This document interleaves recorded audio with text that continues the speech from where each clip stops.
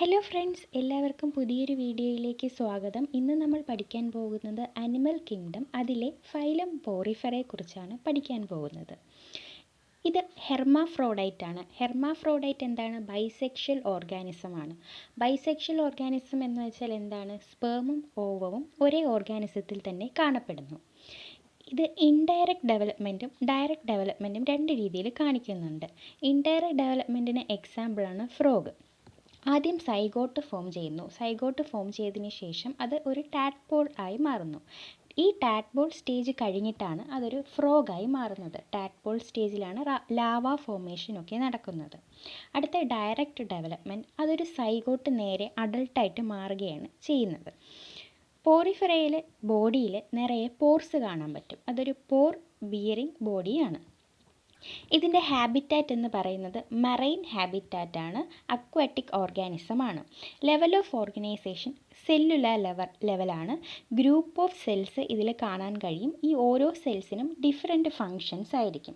പിന്നെ ഇത് സെസൈലാണ്. സെസൈൽ എന്ന് വെച്ചാൽ ഇമ്മൊബൈൽ, ഒരു സ്ഥലത്ത് തന്നെ ഫിക്സഡ് ആയിരിക്കും, അതൊരിക്കലും അനങ്ങത്തില്ല. സെസൈൽ ഡയറക്റ്റ്ലി ഇതിൻ്റെ ബേസിലായിരിക്കും അറ്റാച്ച് ചെയ്തിരിക്കുന്നത്. അതുപോലെ തന്നെ ഇത് അസിമെട്രിക്കലാണ്. ഫെർട്ടിലൈസേഷനും ഇൻറ്റേർണലാണ്. ഫൈലം പോറിഫെറയുടെ ഇമ്പോർട്ടൻ്റ് ക്യാരക്ടർ എന്ന് പറയുന്നത് വാട്ടർ ട്രാൻസ്പോർട്ട് സിസ്റ്റമാണ്, അല്ലെങ്കിൽ വാട്ടർ കനാൽ സിസ്റ്റം. ഇതൊരു പോർ ബിയറിംഗ് സ്ട്രക്ചറാണ്. നമ്മൾ നേരത്തെ പറഞ്ഞു. It consist of large opening at the top filled with pores. ഇതിൽ ഏറ്റവും ടോപ്പിലായിട്ട് ഒരു ലാർജ് ഓപ്പണിംഗ് കാണാൻ പറ്റും. അത് ഫുള്ള് ഈ പോർസ് വെച്ച് ഫില്ല് ചെയ്ത് വെച്ചേക്കുമായിരിക്കും. ഓസ്റ്റിയ എന്ന് പറയുന്നത് ഈ ബോഡിയിലെ ഒരു പാർട്ടാണ്. It is a canal like structure which helps to enter water inside.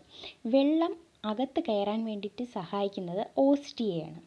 Osculum is a large opening at top. Osculum, ആ മുകളിലിരിക്കുന്ന ഓപ്പണിങ്ങിനെയാണ് ഓസ്കുലം എന്ന് പറയുന്നത്. ഇതിനകത്തൊരു വലിയ ക്യാവിറ്റി കാണാൻ പറ്റും. ആ ക്യാവിറ്റിയാണ് സ്പോഞ്ചോകോൾ എന്ന് പറയുന്നത്.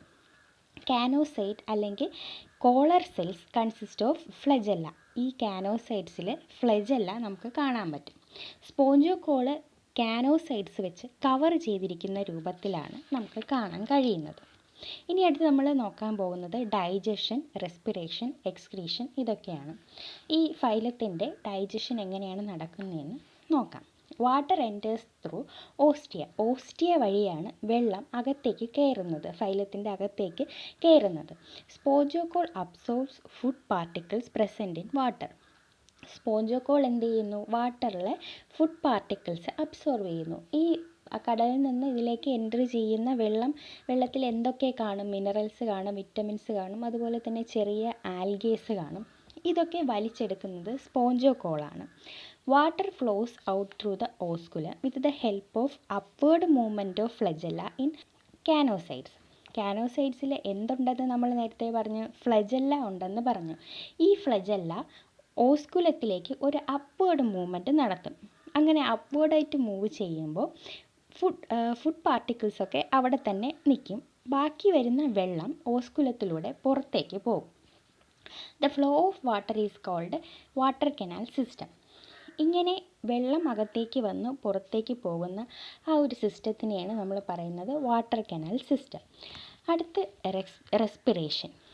Oxygenated water is entered through ostia. Ostia വഴി വെള്ളം കയറും എന്ന് നമ്മൾ നേരത്തെ പറഞ്ഞു.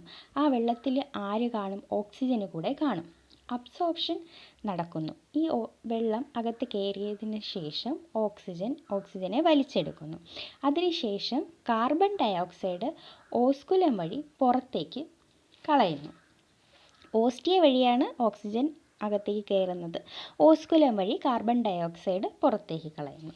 അടുത്ത എക്സ്ക്രീഷൻ. എക്സ്ക്രീഷൻ എന്താണ്? ഡൈജഷന് ശേഷം the waste particles release to spongocoels. ഡൈജഷന് ശേഷം വേസ്റ്റ് പാർട്ടിക്കിൾസ് സ്പോഞ്ചോകോളിലേക്ക് റിലീസ് ചെയ്യുന്നു. ഈ വെള്ളം ഫ്ലോ ചെയ്യുന്ന കാരണം ഈ വേസ്റ്റ് പാർട്ടിക്കിൾസ് ഓസ്കുലം വഴി പുറത്തേക്ക് എക്സ്പെല് ചെയ്യുന്നു. ഇനി ഇതിൻ്റെ ബോഡി ഫീച്ചേഴ്സിനെ കുറിച്ച് പഠിക്കാം. ഇത് skeleton made up of spicules or spongy fibres. ഇത് ഒരു സ്കെലട്ടൺ സപ്പോർട്ട് വെച്ചിട്ടാണ് ഇതിൻ്റെ ബോഡി നിലനിൽക്കുന്നത്.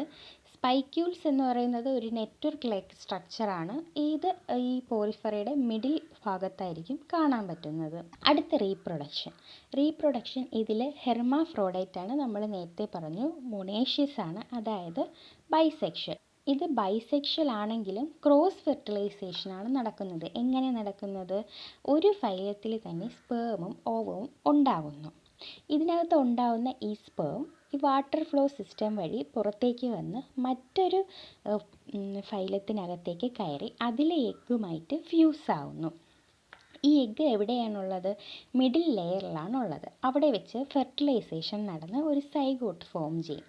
അതിനുശേഷം അതൊരു ലാർവ സ്റ്റേജിലേക്ക് വരും.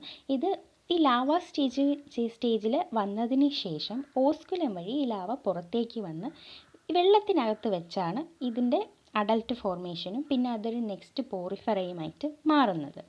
ഇതിൽ അസെക്ഷൽ റീപ്രൊഡക്ഷൻ 2 തരത്തിലുണ്ട്. ഒന്ന് ഫ്രാഗ്മെൻറ്റേഷനും ബഡ്ഡിങ്ങും.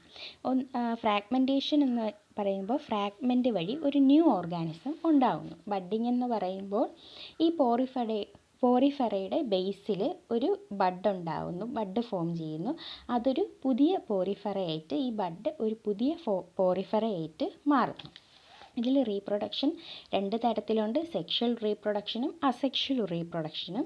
സെക്ഷൽ റീപ്രൊഡക്ഷനിൽ ഗാമേറ്റ് ഫോർമേഷൻ വഴിയാണ് പോറിഫറ ഉണ്ടാകുന്നത്. അസെക്ഷൽ റീപ്രൊഡക്ഷനിൽ 2 തരത്തിൽ പോറിഫറ ഫോം ചെയ്യും. എങ്ങനെയാണ്? ഫ്രാഗ്മെൻറ്റേഷൻ വഴിയും ബഡ്ഡിങ് വഴിയും.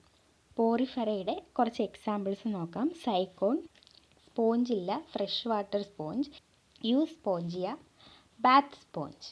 ഇത്രയുമാണ് ഫൈലം പോറിഫറ. അടുത്ത ക്ലാസ്സിൽ നമ്മൾ അടുത്ത ഫൈലത്തിനെ കുറിച്ച് പഠിക്കുന്നതായിരിക്കും.